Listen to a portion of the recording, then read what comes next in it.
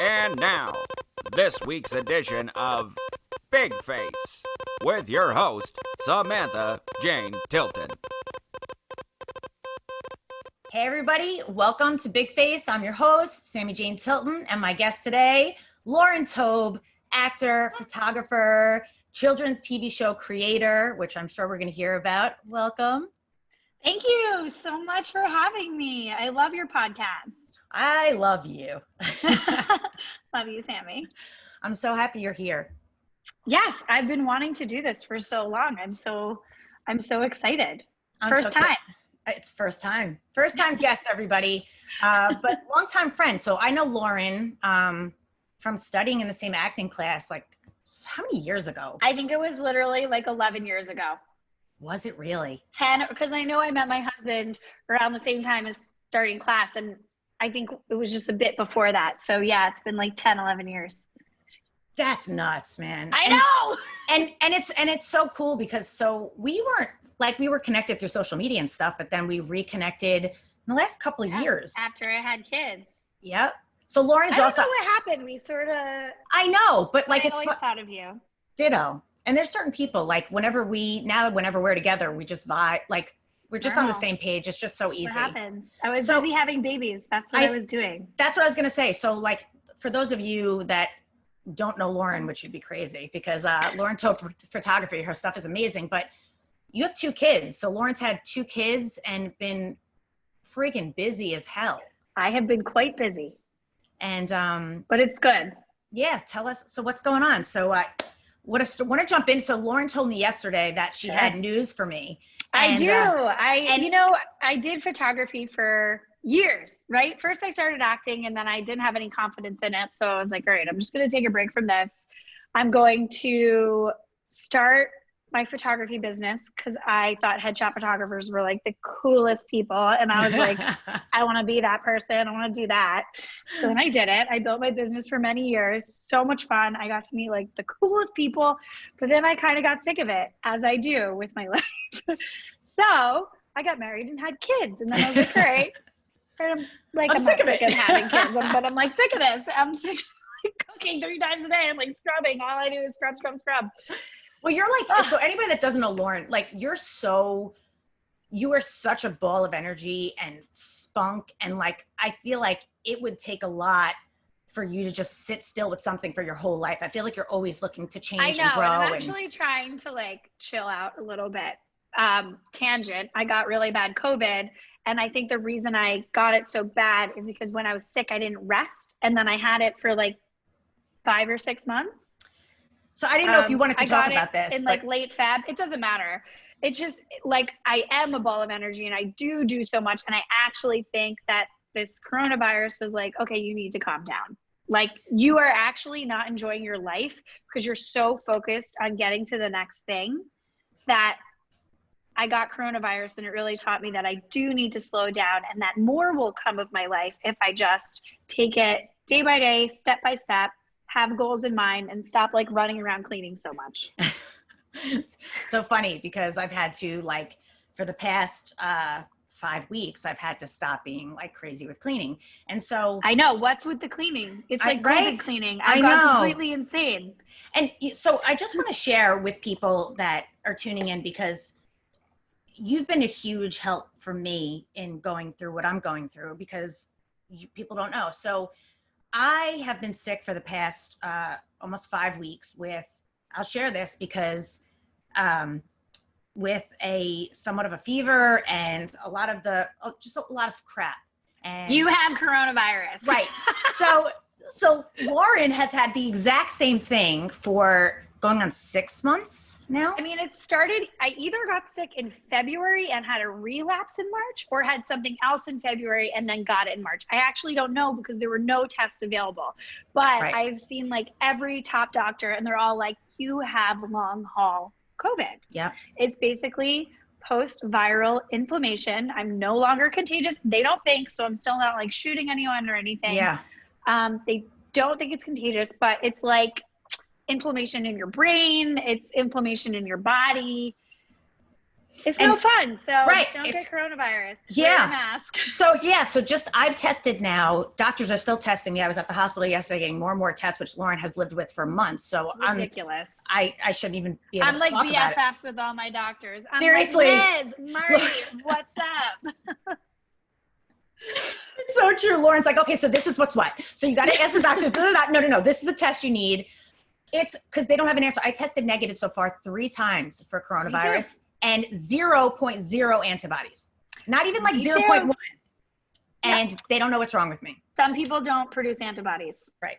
So it's bizarro.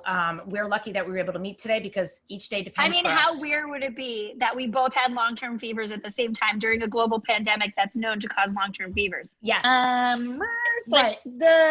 And I just wanted to just call attention to it because if there are people out there that are struggling and they don't know what's going on, like you're not the only person. And there's a lot about this virus that people don't know. Doctors don't know. They're still uncovering. So hang in there. I also love talking about it, so just message me. I'll be like, I will give you all the details. I don't know why. I think it's because I felt so like messed up for so long and everyone was saying you're crazy. Like, I was like, no, I'm not. Like, look at my temperature. I had a lot of like, you just have anxiety. It's not anxiety. I've never gotten a fever from anxiety.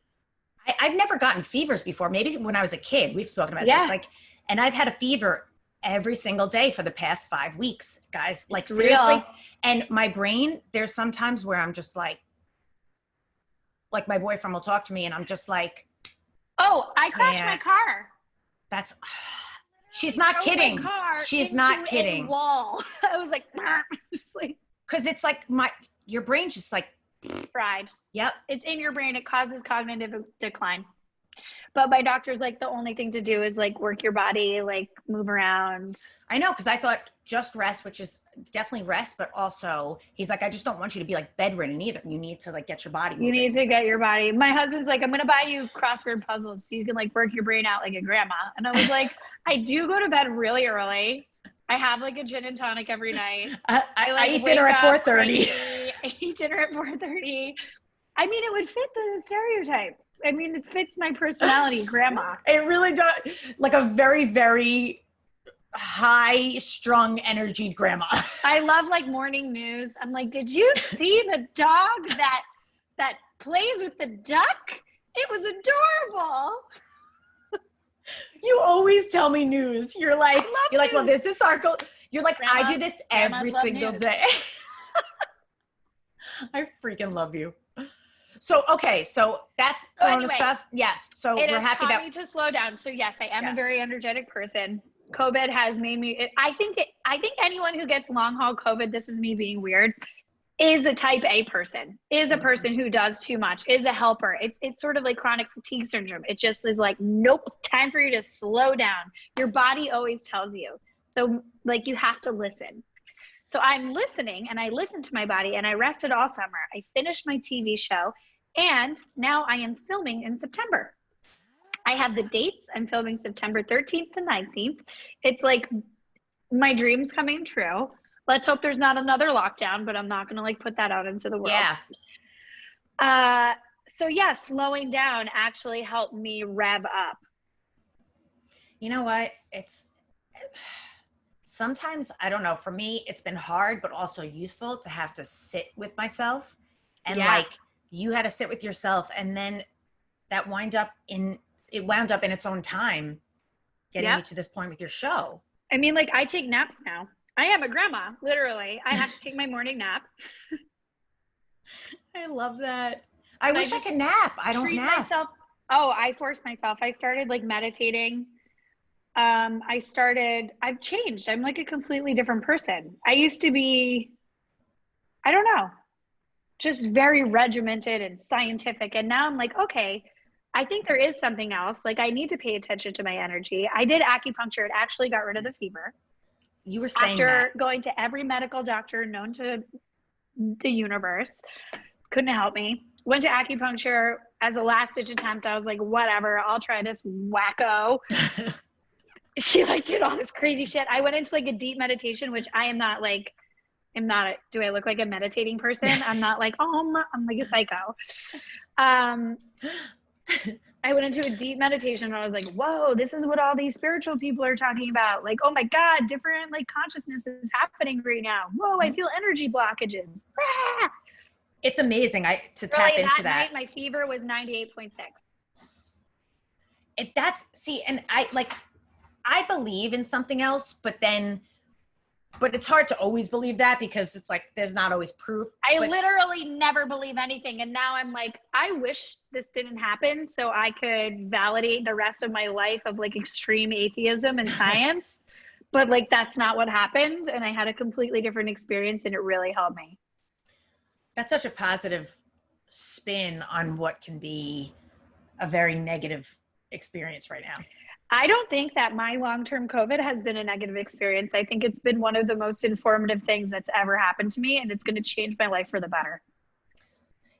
I know it already has. And just from the time, like even speaking months ago when it was, and it can still be really hard, but when it was really hard, and then the positivity you have about it now, when I'm like negative Nancy, which I've been feeling like, you're like, nope.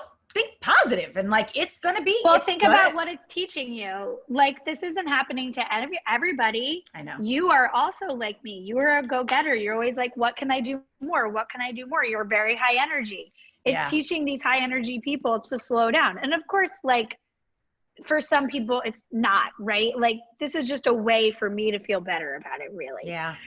I mean, it's a horrible virus and it does horrible, horrible, horrible things to people. I wouldn't wish this upon anyone. Yeah. But I'm just trying to take my personal experience and not be upset that I basically lost 6 months of my life. And yet you didn't, because look where you are now. Like it all, it. Yeah. I feel the same way. Cause I'm like, I started Wim Hof. Do you know what Wim Hof is? It's like this breathing. Oh, we'll talk about Wim Hof. It's like changing my breath. My friend told me I have to, Hunter, are you okay? Okay. That's her son. I just have to check on my son because like then I get like freaked out. He has my necklaces. I'm like afraid he's gonna like choke himself. Her kids are the cutest ever. He's asking me if I want to come in his house. I will come in your house in a little bit. He's talking to Sammy. Okay, I'll sleep in your bed. Go in your bed. I'll see you in a bed. Okay, Hunter, I gotta talk to you in a bit. I love you.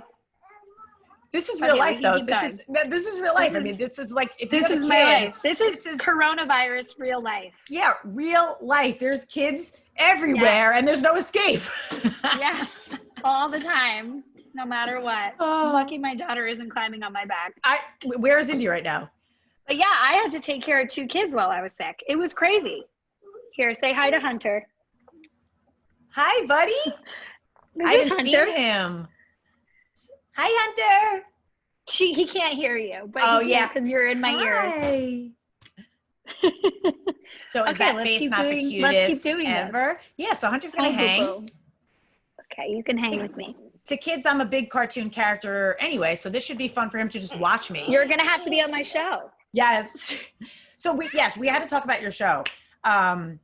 He's like, all right, I'm done with it. So let's talk. Yeah, so I wrote a TV show. I was really unhappy with what I was seeing actually on YouTube because my kids are like obsessed with holding the phone and watching TV. Kids are obsessed with YouTube. It's bizarre.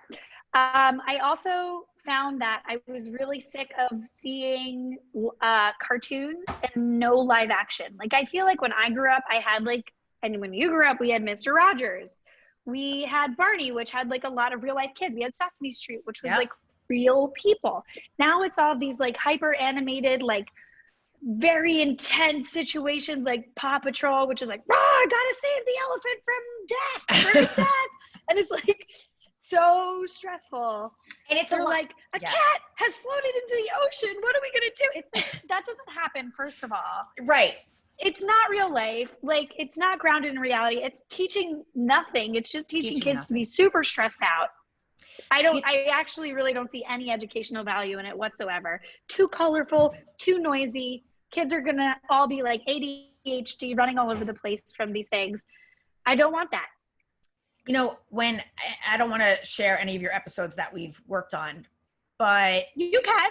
Is it okay if I say something? Yes. So Lauren just said a little bit ago about how important it is for us to listen to our bodies, especially right now through all of this.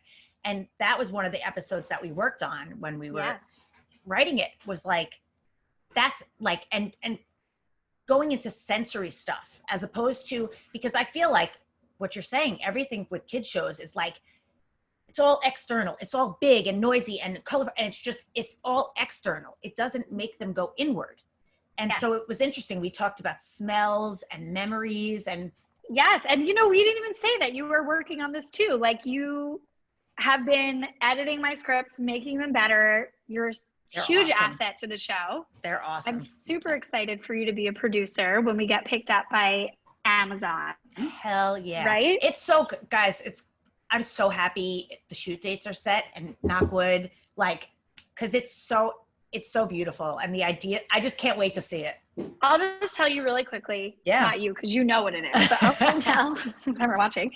It's about a magical babysitter who takes two kids. I am going to be the magical babysitter. The two kids are my kids, on adventures, mostly through nature, connecting them to the world, to themselves, and to those around us, so they can understand who they are and what their place is in the world. And we do solve problems. They have I'll get you some. They have very simple problems, like, we ran out of milk. What are we going to do? Thinking. We have to go get some milk, because that's a real life problem. Mm-hmm. And then we solve the real life answer. Then my son's like, where does the milk come from?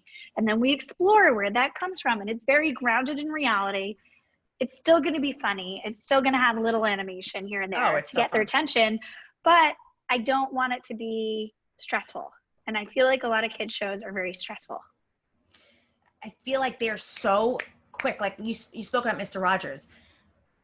It's amazing because there was such a stillness with Mr. Rogers. Like, there wasn't all this high octane stuff. It was simple and it was meaningful. It was him. He was grounded. I don't think I can be Mr. Rogers. No, I am very hyper. You're not Mr. Rogers. You're your own beautiful blend. And like, he's like amazing. He's like the god of children's television. But if I could just get a piece of that, I'd be happy. But the fact of trying to slow things down to try and bring meaning to what kids are taking in, is so needed. You know what's so funny? I'll just tell you, John, my boyfriend, he one day he was like with his niece, and tell me, does Hunter need you? Hunter, come get yourself there. See, she's a mom. Oh my God, I'm so sorry. No, don't ever be sorry. Don't ever say sorry. Hold on. Do you want to pause it for what's the machine? Sure. We'll pause because this is mommy time and we get it. What? Hold on. We're going to pause. Hunter, I have to go. Don't be sorry at all. Seriously, don't say sorry. Sorry, guys. You're the best. Tell me about what your boyfriend was saying. Yeah. So, and he was just like, he was next to his niece and she was watching something on YouTube, and it was just like, how to remove lime scale from a toilet. And like, and he was there's horrible stuff out there. But she what is this? It's like, he's like, how did you start watching that? And she's like, I don't know. Like, she just landed watching like how to get soap scum out of a toilet. Like, that's great to know, but kids don't, it'd be something useful. Like, how do you get? So let's watch this. I know. Actually, wait, this is very useful. Why don't you practice? Guys, go get the supplies are here. Here's the toilet. Have a good day. I swear, after you told me, I'm like, I always want to know, how do you get lime scale out? Just thought that was so funny. So a way to direct them to something useful and meaningful. Yeah. And even the high end stuff, I don't really like that. Like, there is stuff that's great out there. Yeah. Like Daniel Tiger's Neighborhood is excellent. I love the Wiggles. I love Storybots. So cute. I haven't seen that. Octonauts. There's some good ones, but I want more live action. And that's why I am doing this. And I also want the kids to have a connection to the earth, because our earth is sick and we need to heal it. And the next generation to respect where food comes from, and so important. We talked about that. We spoke about when we were doing some of the writing, like dirt, and that they would touch the dirt or like, and feel, what does the dirt pretend feel to feel? Yeah. Smell like. No. I and can like smell dirt right now. Isn't that crazy? And that's the thing. And that's also being an actor, like that, susceptible to like, to that suggestion, but that's influence. Yes. And so like, that stuff is so important, because I'll speak for myself, like technology alone is so distracting that like I stopped paying attention to my impulses because a ding and I'm out of whatever experience I was in. Yes. I'm working with a coach right now, like a sort of career coach, life coach, mental coach. And she recommends, her name is Karen Aldad. She's so freaking good. I love her. She We haven't spoken recommends about not that. looking. Yeah, I know. I just, it's crazy. We're dealing with coronavirus. Yeah. That's why we didn't talk about that. We're like, we are so sick. Oh my And gosh. she says, don't look at your phone for an hour when you wake up in the morning. That's And great. schedule in times to check it. And then don't look at it, because it is the number one thing that's getting in the way of you being productive. 100%. And it's not good for you, because you need to focus. You know, it's funny because I told you this, I was on a Zoom game night recently with my brother and his friends. And it was like, one of the games we were playing was Inventions. And mine was cell phone-less existence or something. And it was like a creation, because I mean, I grew up in a time, I didn't grow up with cell phones, but kids now. Me neither. We didn't have like a constant I actually boom. was also more grandma Lauren. I was the last person to get a smartphone, like out of anyone. The only reason I did it is because I was dating like techie husband, and he's like, I need to be able to text you. And I was like, I don't text. That's amazing. I didn't know that. I didn't get one until like 2012. That's like very late. That is, wait a minute. That's very late. I had a flip phone. I had okay, so smartphone, I don't know when I got, but I was one of the first people with a cell phone. I had like a Zach Morris cell phone. I remember I had, what are those, Zeltac? It like went up. Oh my God, yes. What was that? Oh my God. It was next, oh my God, what were they called? StarTAC. I think you're right. I think it's like StarTAC. They're like chunky, and then they open and you. Yes, and then I remember feeling like a loser because everyone else had those like weird pink ones. Do you remember the Motorola? Yes. Yes. And I was like, that's a rich person phone. Like, that is not for me. So funny. I'm gonna buy one now. That's I'm gonna buy all your Motorola's. I'm gonna buy all your damn Motorola's. So, okay, so the dates are set. Dates are set. We're gonna film. I don't know what the plan is. Like, I need to get more into how am I gonna sell this? What's the plan? I'm putting a lot of money into it. Are you really? Yeah. I mean, maybe not for a film production, but like for me, it's like a lot of money. Yeah. So I really need to figure out, like, what do I think that Amazon's gonna buy this for? What is Hulu gonna buy this for? Like, what's my return? What my demands when I sell it? I need to figure out. So if anybody knows, message me. Seriously, but this is why we talk about it, because I think it's a good idea. Oh, and guys, once you get it, like once you see it and you understand how meaningful it is and how different it is from other children's shows out there, it's really significant. I've told you this, like when we've talked about me being a part of it, working on it, I'm like, it's an honor. And like, you always say, like, you trust my instincts, and my instincts on this. I do trust you. Have very good instincts. Thank you. And they were like, from the get-go, I was like a very gut instinct that this was really, really good and really solid. And you don't hold back. You tell the truth. I do. So I really take that to heart. Thank you. That's what you're always spot on. Like, I think it's because you're a casting director for so long that you know. I remember Shay did, our friend Shay did. Yes. Yeah. And you gave her feedback, and Anthony, our teacher, who is like the best, was like, that's it. And I was like, yes, Sammy. It's true. That's it. That's what that scene means. Like, you have these instincts that are like, thank you, spot on. It's so funny because like Anthony is like so on point. And so when he was like, I was like, you were like, oh, that was me. Oh, I feel good about this idea. I know. You could just hand it over. Thank you. But it's so funny, but learning to like listen to our bodies and trust our instincts. Yeah. And so like I feel like that's what's, creatively trusting my instincts. It's harder when it's I have to trust my instinct and then get that. This is also the coach. I'm like a coachy person now. I get the feeling. I go for what I feel like I want to do. I felt like I wanted to make a new show. Then I write it down and then I make it happen. It's the taking the first step to do it. Everything I've done in life, like I've built a good photography business. I got married, I got kids. I'm doing a show. Anything I've had success at doesn't come overnight. It's like baby step, baby step, baby step, baby step. But when you do baby steps for 6 months, it's a leap. And all of a sudden you have a show, and all of a sudden you have a director. But when you think about it, it overwhelms me. When I think like, oh, I want to do a headshot business where I know all the lighting and I have a system and I want to be one of the best headshot photographers and have clients calling me every day. 10 years ago, I was like, oh God, that's stressing me out even thinking about it. Right. I can't even think about it. So then I just thought, okay, I'll just do some people for free. I'll do some free stuff. I'll work on it. And I obsessed over it. I think that's another thing why I was able to do it, is because I'm quite an obsessive person.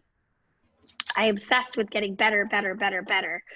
And over time, trial and error, perseverance, resilience, failing sometimes and coming back from it. I find it interesting that I was able to fail as a photographer and not as an actor. Why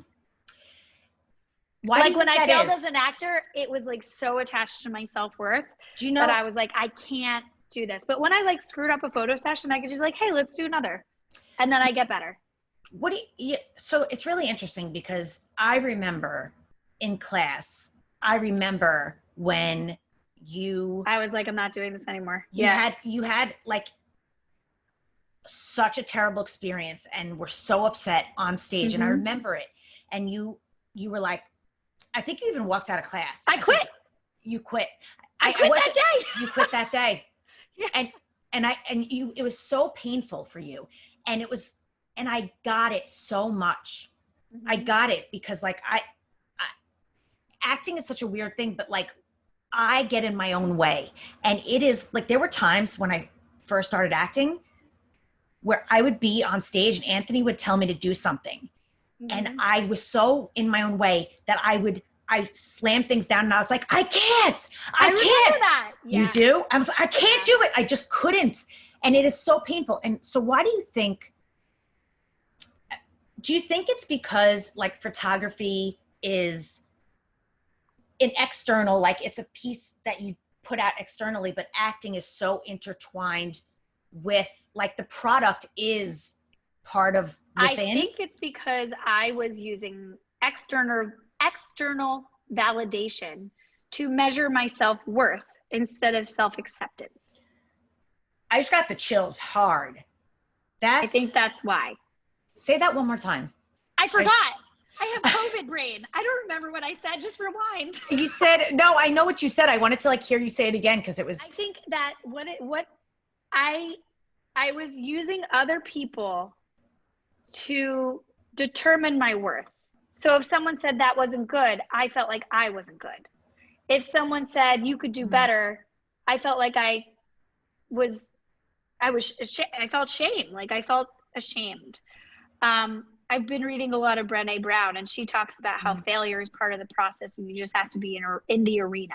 I wasn't willing to fail and be vulnerable and screw up because I was a perfectionist. I was so scared of not being perfect and being ashamed and feeling shamed by my peers and people above me, my teachers. And I was so tied up in the career being a success to validate myself that I ruined everything. But I grew from it. Like, we're good. No, I felt like if I didn't do a scene right, it wasn't just that I didn't do the scene right. It's that I was not a good person and I was not a good actor and I wasn't worthy of living. I get it. Like it's one of those things like, you know, there's this piece of myself and I share this with like, not really anybody, but I'm going to share it here for some reason.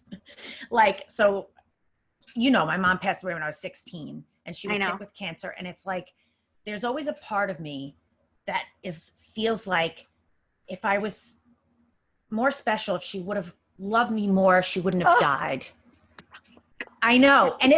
When I've said that to my brother's like, Sammy, you really think that? And I'm like, I know logically that's not the case, but inside that is what it feels like. Yeah.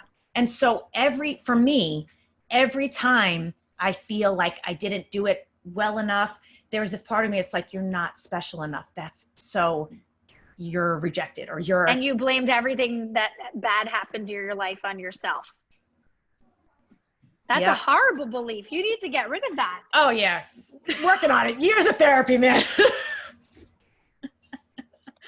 But you said similar stuff, and your reasoning might not be the same. Oh yeah. No, it's very similar. It's just about dismantling your belief system. Is that true? Do you really think that's true? No. Is that true? No. Logically, it's not. True, of course right? not. It's not an amazing thing how these beliefs, they're not fact, but they present themselves as fact when it comes as a feeling. Like it is this thing, like it's solid. The feeling feels like it's. I have a belief that I'm too fat to be on TV for kids. And that's. Is there any, like, that's so not true. There's no weight limit to be on TV. It's not like the camera's like, whoa, nope, not gonna. And you know what? And all the people I look up to are heavier. I don't look up to any wafy. I mean, nothing wrong with being fit and thin on TV. Like, I'm like, go you. Yeah, good for you. All the people I really look up to, like Amy Schumer and Mindy Kaling, and these awesome women, they're just like, whatever. I care about the art. I don't care about my body. I mean, I'm sure they do. I'm sure they have their own. But they do it anyway. They do it anyway. And that's they don't believe that it can get in the way of their success. And you know what? Even if they do, if they have their fears or whatever, they've done it anyway. And so like when you talk about weight, that kept me back for so many years, because I thought I had to look a certain way and be perfect and be this. And the thing is, the second that I look exactly as I am, I may never be any thinner or whatever. I'm going to start living exactly as I am right now. Yeah, and that's it. And things like, it's such bullshit. You have so much to offer. You are so wonderful. And the fact, but I'm not yelling this at you. I'm just saying, because I identify the fact that it's like a woman thing. We put our worth, and a man like thing, that. Sure too. I'm sure, but I'm sure it's both. But there's especially it's external validation of your self-worth and self-acceptance and self-love. So you said that about acting, why you weren't able to do that with acting, but you are now going to be starring in your children's show. So because I am done with all that BS. We have given birth to 2 children.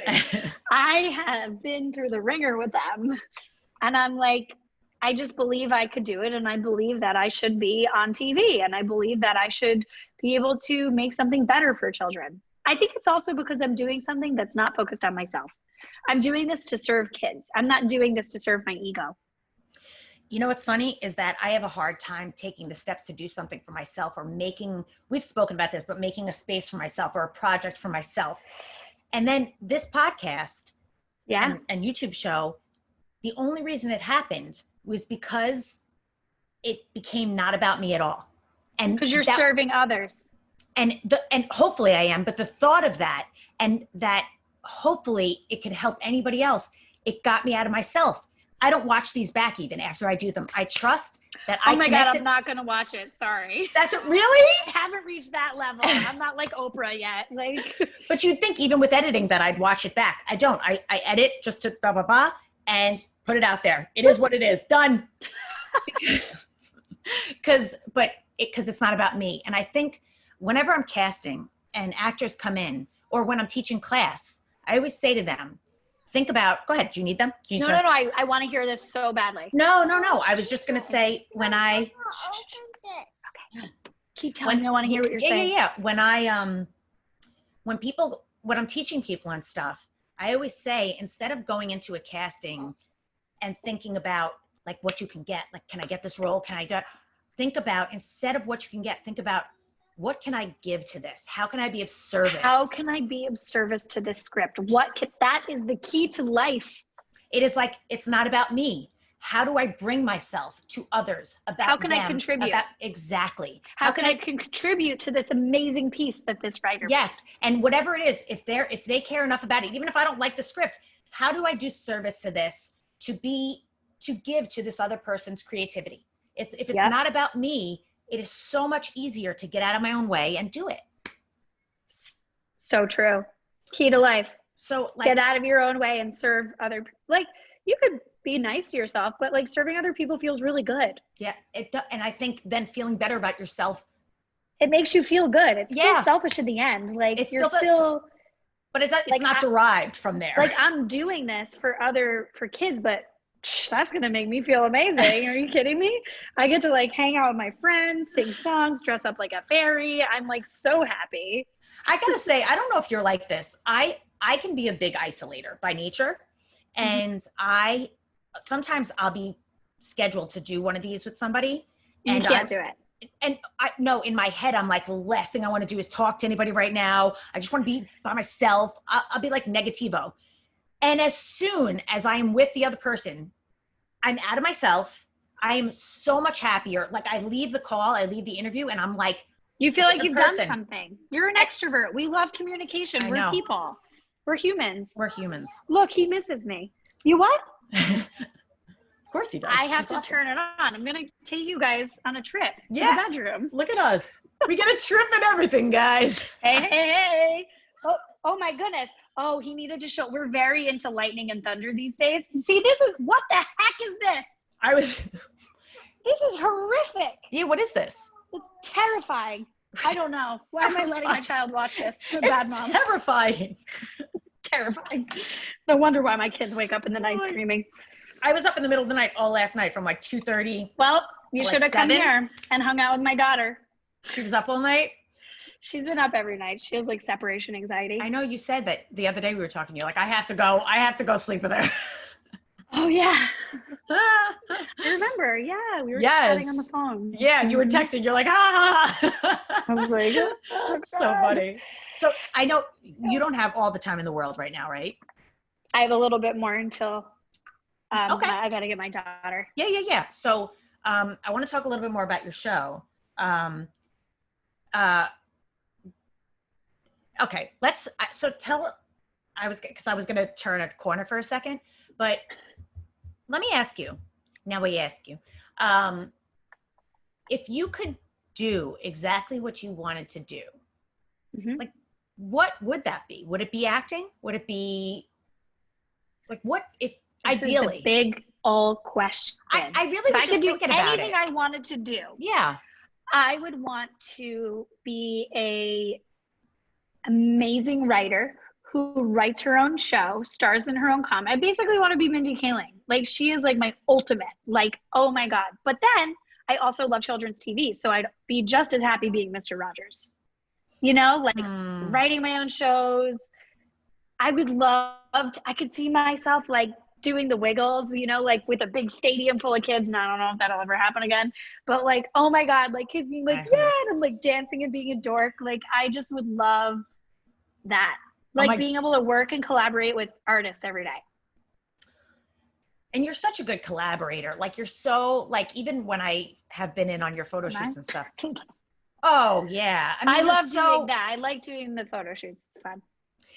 I know, even though you got out of photography, even after you were kind of over it, it's like we just said, like, as soon as you're with the person, you're like, it's fun. It's fun. It was it's just fun. Exhausting me. I just like knew it wasn't my path anymore.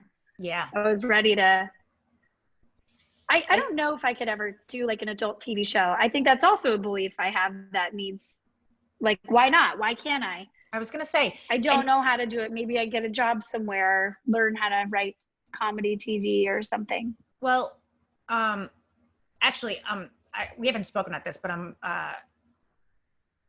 writing and shooting a web series with actually another Apes and Night person. And you did it. And we're doing it. We already wrote the first one, and we're going to plan on shooting the first episode, but you're going to be in it. And that way, and we'll start. I'm going to be in it? Yeah. So I'm like, and then you're going to see that you can do adult sitcom. Yeah. I always felt like I could act in it. I feel like my skills as a writer are not there because they're not, because I've never done it before, but I need to figure out, it's very annoying. Like, I know I want to do this. I know I can do this, but I don't have the tools to do it. Without getting into myself, this whole thing, I can write a script. When it comes to writing comedy, Anthony always said I was made for comedy. I'm meant for comedy. You are made for comedy. That's what you are too. And people always say that about us, right? Because you're funny. That's what you too. And you're expressive. And we have a lot of that, our timing, but thank you. And yes, but it's like when it's up to me to come up with like, to lay down the framework of the house for the comedy, I could throw myself in it. I get it. I could direct it. I could critique it. Maybe let's just do it together. Why can't we do that? What's like stopping us? What is so much better about someone else than us? I don't know. Like, I really think you learn. Like, maybe I'll take a comedy writing course. Like, why not just do that? Why don't we just throw ourselves into that? Let's take the first step. It's a goal that I want to do, to be able to write comedies, right? Me as well. I just need to take steps to do it.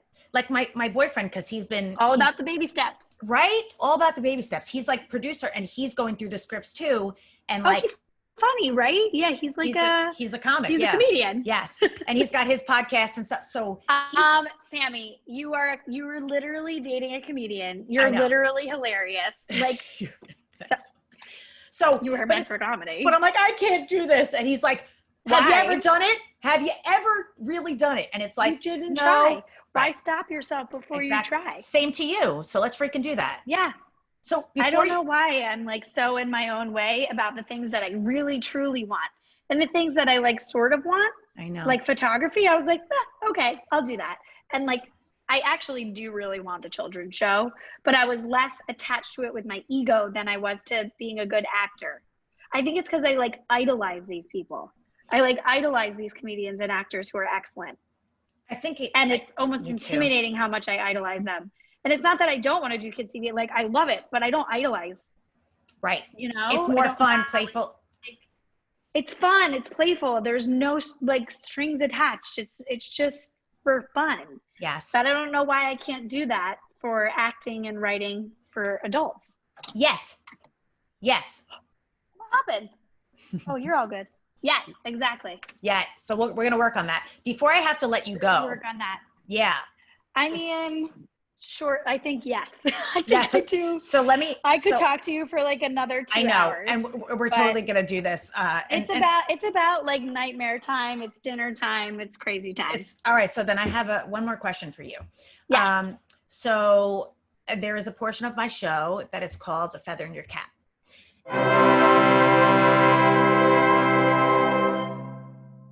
And a feather in your cap. Okay. Yes. And by a feather in your cap, I mean a success or an achievement, something you've learned that you may use in the future or that you already learned and it's been useful in your life. And I wanted to know if you had a feather in your cap that you'd be willing to share with our viewers or listeners for them.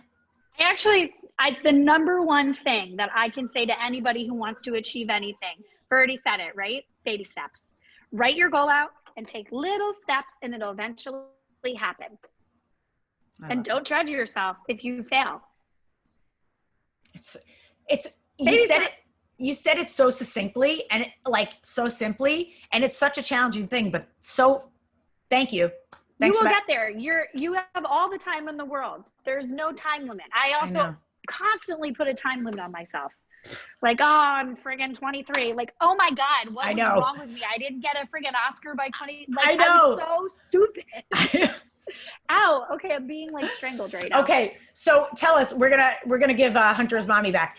Tell us where we can keep up with you, Lauren. I'll post it on the. I don't know. Instagram, I have nothing anymore. I'm trying not to use my phone, but good. I will be doing marketing stuff after this is filmed, and I will be in all of your faces. That's Daisy B's. Yes, Daisy B's. I can't wait. So guys, we're gonna get Lauren go be a mom, and bye Hunter. Bye bye.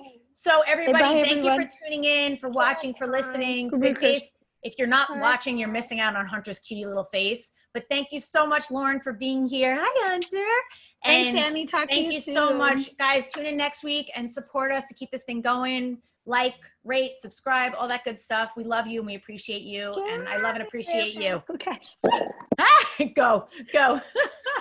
Bye, Hunter. Oh, hi, Hunter. Hi, buddy. Hey, bye-bye. Bye-bye. Bye.